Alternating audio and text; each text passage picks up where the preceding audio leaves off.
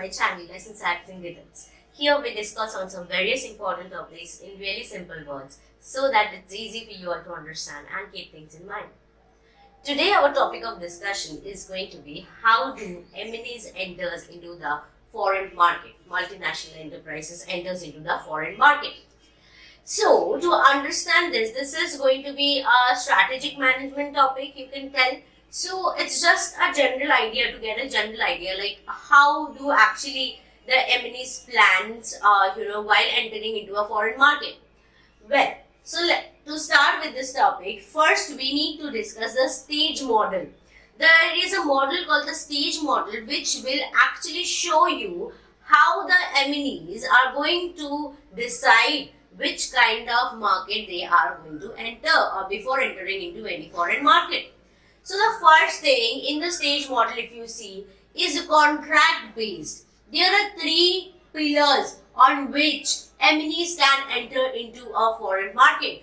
The first pillar is contract based. Okay. Second pillar is strategic alliances, by forming strategic alliances. And the third pillar is by forming subsidiary. Right. Now, how are the MNEs going to decide which pillar they are going to opt for? This stage model, if you go from left to right, it is signifying what? From low investment and low control to high investment and high control. So when we are talking about the contract based system under which exporting क्या होता है कि normally wherever अगर कोई Swiss based company है तो Swiss based company अपना Swiss में ही प्रोडक्शन करेगा, उसको लेके दूसरे कंट्रीज में एक्सपोर्ट करेंगे.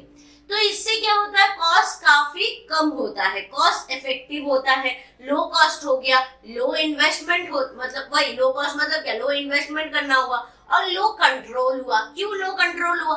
क्योंकि जो प्रोडक्ट्स आप बना रहे हो, वो जो कंपनी बना रही है, वो कंपनी स्वीडन या वही के डिमांड के हिसाब से प्रोडक्ट को बना रहे हैं. तो वो प्रोडक्ट्स जब एक्सपोर्ट होंगे, कंपनी के हाथ में नहीं है कि कितना मतलब क्या एक्सपोर्ट कर सकते हैं, कितना एक्सेप्टेड होगा दूसरे कंट्रीज में, ये कंपनी के हाथ में नहीं है. तो कंट्रोल काफी कम होता है कंपनी का, ठीक है, इस तरह के प्रोडक्ट्स में. तो क्या हुआ कि ये जो पहला सिस्टम हुआ कि कंट्रोल कॉन्ट्रैक्ट बेस्ड में जिसमें आता है एक्सपोर्टिंग, तो इसमें क्या होता है, इन्वेस्टमेंट काफी लो होता है बट कंट्रोल भी लो होता है. सेकेंड आते हैं क्या, स्ट्रैटेजिक अलायंसेस में. इसके अंदर तीन डिफरेंट सिस्टम है. या तो आप लॉन्ग टर्म कॉन्ट्रैक्ट्स फॉर्म करो, मतलब ये जो कॉन्ट्रैक्ट बेस था ये शॉर्ट टर्म को हम लोग सिग्निफाई कर रहे हैं, इसी का अगर लॉन्ग टर्म हो गया मतलब लाइसेंसिंग या फ्रेंचाइजिंग हो गए, ये हो गया. फिर दूसरा होता है इक्विटी अलायंसेस फॉर्म कर सकते हैं, या तो थर्ड होता है जॉइंट वेंचर्स फॉर्म कर सकते हैं. जैसे ही आप राइट की तरफ जाते जाएंगे उतना ही हायर इन्वेस्टमेंट होगा, हायर कंट्रोल भी होगा. और थर्ड में आता है सब्सिडियरी फॉर्म करना, जिसमें आते हैं एक्विजिशंस और ग्रीनफील्ड. तो ग्रीनफील्ड जैसे आप लोगों को पता है कि कोई भी कंपनी, जैसे मोटोरोला ने 1990s में करा था, क्या करा था कि चाइना में उनको अपना प्रोडक्शन मतलब या तो प्रोडक्ट्स बेचने थे, तो उन्होंने चाइना में ही अपना पूरा सेटअप ग्रो कराया, जिसमें रिसर्च होगा, मैन्युफैक्चरिंग होगी, डिस्ट्रीब्यूशन होगा, सब कुछ चाइना में इटसेल्फ होगा. मतलब पूरा स्क्रैच से आप पूरा इंडस्ट्री किसी दूसरे कंट्री में बिल्डअप कर रहे हो, दैट इज ग्रीनफील्ड. तो ग्रीनफील्ड में डेफिनेटली इन्वेस्टमेंट काफी ज्यादा होता है बट कंट्रोल भी कंपनी के पास काफी ज्यादा होती है. तो ये हो गया है क्या, स्टेज मॉडल. इसके बेसिस पे होता है कि MNEs फॉरेन मार्केट में कैसे एंटर करते हैं. अब इसी का एक बहुत ही इंपॉर्टेंट है, इंटीग्रेशन रिस्पॉन्सिव फ्रेमवर्क पढ़ेंगे हम लोग. इंटीग्रेशन रिस्पॉन्सिव फ्रेमवर्क, तो ये जो MNEs है ये दो ऑपोजिंग फोर्सेस को फेस करते हैं. What are the two opposing forces? एक होता है कॉस्ट रिडक्शन, दूसरा होता है लोकल रिस्पॉन्सिवनेस. तो कंपनी जब भी अपने प्रोडक्ट्स के लिए कॉस्ट रिड्यूस करने का सोचते हैं, वो लोकल रिस्पॉन्सिवनेस पे ध्यान नहीं दे पाते हैं. अगर लोकल रिस्पॉन्सिवनेस पे ध्यान देना है तो कॉस्ट रिडक्शन करना बहुत डिफिकल्ट हो जाता है. क्यों? सपोज कि आप ग्रीनफील्ड का एग्जांपल ले लो. कि मोटोरोला को क्या करना था कि लोकल दिखाना था अपने प्रोडक्ट को, ठीक है। तो वो लोग क्या किया, अपना इंडस्ट्री वहीं पे चाइना में जाके सेटअप की। तो इससे कॉस्ट कभी रिड्यूस हो सकता है? नहीं हो सकता, इन्वेस्टमेंट तो हाई लगेगा ना। तो ये अगर हम लोग लोकल दिखाना चाह रहे हैं तो हमारे प्रोडक्ट्स को कॉस्ट रिड्यूस करना बहुत डिफिकल्ट हो जाता है। कॉस्ट रिड्यूस करने का सोच रहे हैं तो लोकल दिखाना काफी डिफिकल्ट हो जाता है। Now when once M&E is successful in doing both of this, तभी वो प्रोडक्ट बहुत ज्यादा सक्सेसफुल हो सकता है। ऐसा नहीं है कि तभी हो सकता है, दूसरे टाइम पे भी हो सकता है, बट आपको देखना पड़ेगा कि आपके प्रोडक्ट्स कौन सी कैटेगरी में बिलोंग करते हैं। तो वही उसी को समझने के लिए we have made this 4 quadrant का डायग्राम। तो ऊपर है क्या, प्रेशर फॉर कॉस्ट रिस्पॉन्सिवनेस, और साइड में है प्रेशर फॉर लोकल रिस्पॉन्सिवनेस। जब कॉस्ट रिस्पॉन्सिवनेस हाई और लो दिखाएंगे और प्रोडक्ट लोकल रिस्पॉन्सिवनेस भी हाई और लो दिखाएंगे। तो पहले पॉइंट पे आता है इंटरनेशनल स्ट्रैटेजी। तो इंटरनेशनल स्ट्रैटेजी देख लेते हैं, यहाँ लाई करता है। तो इसका जो लोकल रिस्पॉन्सिवनेस है वो लो है, और जो प्रेशर ऑन कॉस्ट रिडक्शन है वो भी लो है। मतलब हम लोग अपने प्रोडक्ट्स को सस्ते में नहीं बेचेंगे, ना ही उसको कॉस्ट रिड्यूस, मतलब ना ही उसको लोकल दिखाना है। प्रीमियम प्रोडक्ट्स जिसको बोलते हैं, हार्ले डेविडसन की बाइक हो गई, रोलेक्स की घड़ी हो गई, स्टारबक्स का एग्जांपल ले लीजिए। तो लोग इस तरह की चीजों को लेंगे, क्यों लेंगे? Because these are premium products. 5 lakh की घड़ी है भाई, 5 लाख में ही लो। We are not going to set up some other manufacturing units आपके कंट्री में ताकि प्रोडक्ट का प्राइस कम हो, because that is the importance of our product। कि हमारी जो कॉफी है वो 350 से ही स्टार्ट होती है, you are not going to get it below that, it is luxury product। तो इस तरह के प्रोडक्ट्स जो होते हैं इंटरनेशनल स्ट्रैटेजी में क्या करते हैं, they are going to leverage home based core competency in foreign market. मतलब जो हमारा कोर कॉम्पिटेंसी है डोमेस्टिक मार्केट में, वही हम फॉरेन मार्केट्स में बेच रहे हैं। प्रीमियम प्रोडक्ट्स हैं, रोलेक्स की घड़ी सब लोग नहीं अफोर्ड करेंगे। रोलेक्स की घड़ी जहां पे प्रोड्यूस होती है वहां पे भी the upper class people are going to buy it. So that is what we are selling in other countries also, in foreign markets also, कि the premium people are going to buy this product। Harley Davidson की bike सब कोई नहीं लेंगे, those are premium products, right? So ये M&As with relatively large domestic, ये कौन से तरह के मार्केट, मतलब कौन से तरह के प्रोडक्ट ऐसे इंटरनेशनल स्ट्रैटेजी यूज करते हैं? प्रोडक्ट्स जिनका ब्रांड्स या प्रोडक्ट्स जिनके पास काफी ज्यादा ब्रांड नेम हो, स्ट्रॉन्ग रेपुटेशन हो, हाई मार्केट हो, मतलब एकदम स्ट्रॉन्ग वाला मार्केट हो, डोमेस्टिक मार्केट हो, वो उस तरह के products are going to go for international strategy, जहां पे आपका कॉस्ट रिडक्शन भी, कॉस्ट रिस्पॉन्सिवनेस भी लो होता है और लोकल रिस्पॉन्सिवनेस भी लो होता है। दोनों ही लो होगा तो इंटरनेशनल स्ट्रैटेजी कहलाएंगे। तो ये totally different type of products होते हैं, ठीक है, डिफरेंट कैटेगरी ऑफ प्रोडक्ट्स होते हैं। जैसे मैंने बोला ये इस तरह के products are for this only, ठीक है, this is a different totally segment. फिर आते हैं नेक्स्ट पे, मल्टी डोमेस्टिक स्ट्रैटेजी। अब मल्टी डोमेस्टिक स्ट्रैटेजी कहाँ आता है? यहाँ। इसका क्या होता है, इसका प्रेशर फॉर कॉस्ट रिस्पॉन्सिवनेस ये काफी हाई, ये लो है। प्रेशर फॉर कॉस्ट रिस्पॉन्सिवनेस लो है, but pressure for local responsiveness high है। मतलब इनको क्या दिखाना है कि हमारे प्रोडक्ट्स जो है वो काफी लोकल है, ठीक है। जैसे हो गया नेस्ले, ले लेते हैं नेस्ले का एग्जाम्पल, फिलिप्स का एग्जाम्पल। किसको पता है कि नेस्ले स्विस बेस्ड कंपनी है?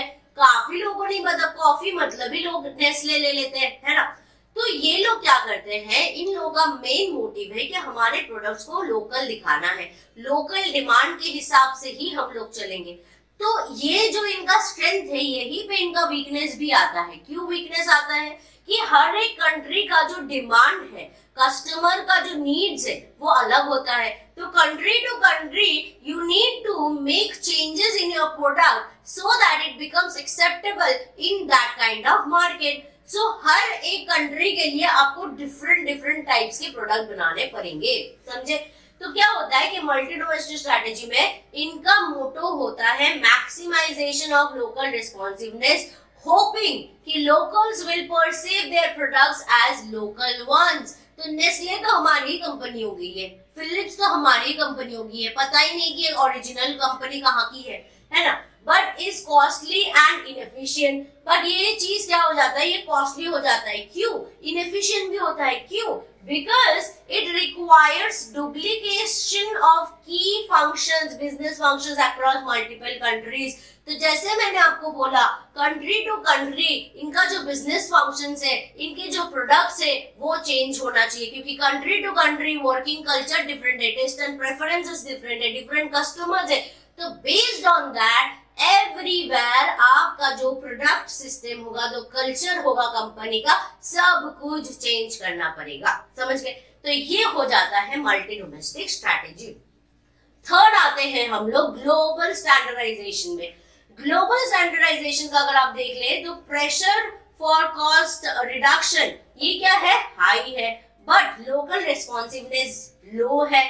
तो इनका जो मेन मोटिव है कि कॉस्ट को रिड्यूस करो, कॉस्ट को रिड्यूस करो।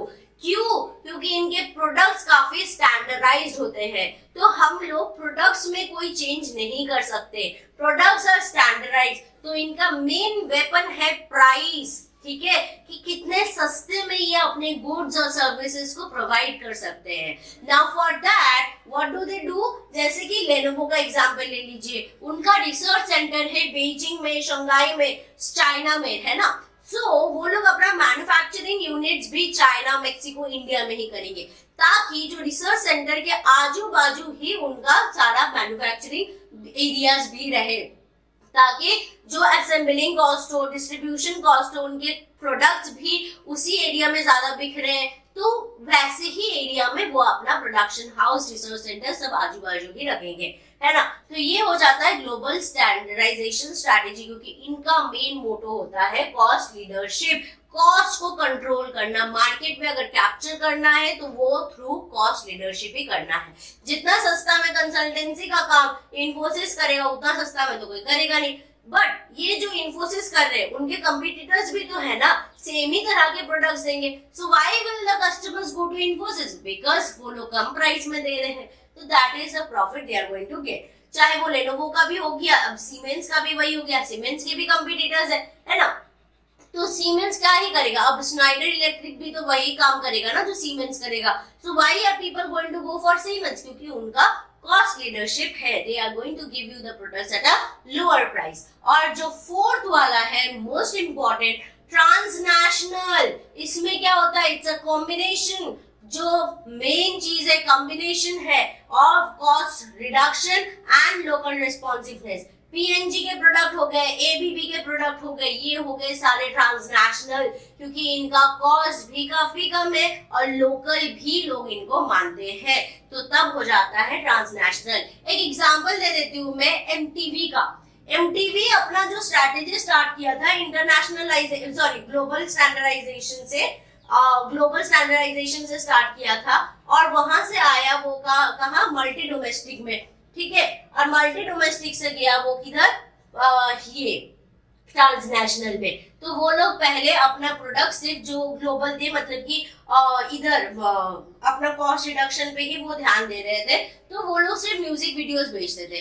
बट वही हुआ कि दे थॉट कि ठीक है म्यूजिक वीडियोस तो सारे कंट्रीज में चल जाएंगे, बट ऐसे नहीं होता है ना, सारे कंट्रीज में नहीं चलेगा, क्योंकि दे हैव डिफरेंट कल्चर्स होते हैं। तो उस हिसाब से वो लोग मल्टी डोमेस्टिक करने का ट्राई किए कि उसको लोकल दिखाने का ट्राई करेंगे हम लोग, बट उसमें भी दे were facing loss.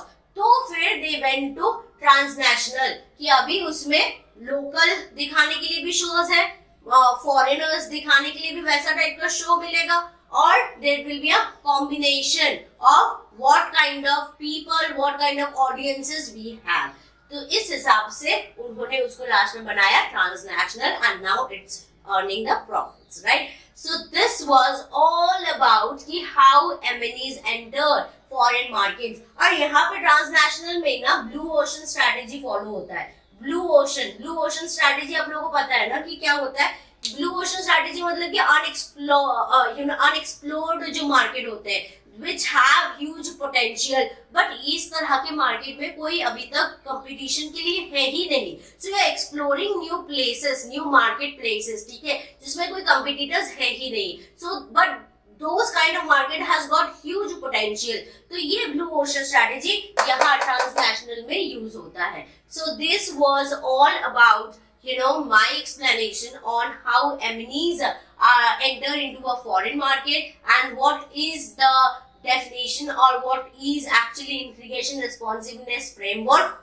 So this was all about the video. Another important thing that I missed, transnational का जो main motto है, think globally, act locally. समझ गए कि they are going to think globally. Managers का यही main motto है transnational companies में कि think globally and act locally. So I hope you guys have liked this video. Please do hit a like and subscribe to my channel for more such informative videos. Thank you. Bye bye.